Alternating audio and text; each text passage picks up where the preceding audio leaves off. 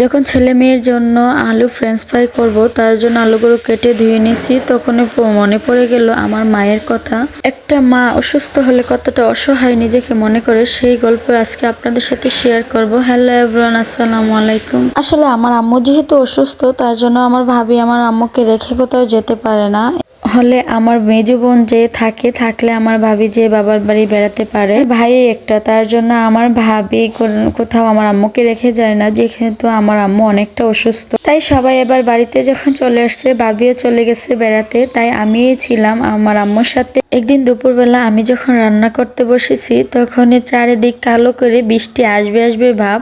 আমার আম্মু তো এই বৃষ্টি দেখেই বলতেছে আমাকে যে ঘরে চলে আয়, রান্না করতে হবে না, গ্যাসে রান্না বসিয়ে দে। কিন্তু আমি তো আম্মুকে বলতেছি যে আম্মু আপনার সমস্যা কি, আপনার টেনশন নেই, আমি রান্না করে তারপরে ঘরে যাব, যেহেতু আমি আগুন ধরিয়ে দিছি। কিন্তু আমার আম্মু তো গোসল করে ফেলছে, তারপরও দরজার সামনে দাঁড়িয়ে ভিজে যাচ্ছে যে তুই চলে আয় চলে আয়। যতক্ষণ না বৃষ্টি থামছে এতক্ষণই দাঁড়িয়েছিল। কিন্তু আমার তো অনেকটা খারাপ লাগতেছে, আম্মু আপনি ভিতরে যান, আমি আসতেছি। সত্যি বলতে ওই সময়টা যে এতটা কষ্ট আমার লাগছে, যে একটা মা যখন অসুস্থ হয় তখন কতটা অসহায় হয়ে যায়।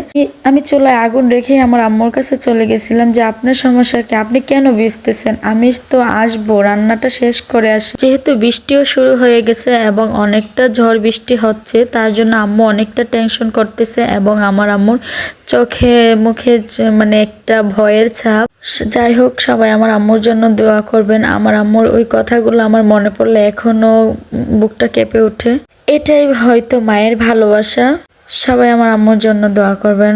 আপনাদের সাথে কথা বলতে বলতে আমি কিন্তু আমার সন্তানদের জন্য ফ্রেঞ্চ ফ্রাই বানিয়ে নিলাম। যেহেতু এখন ভাজা শেষ, এখন ওরা ম্যাগি মশলা এবং টমেটো সস দিয়ে খাবে।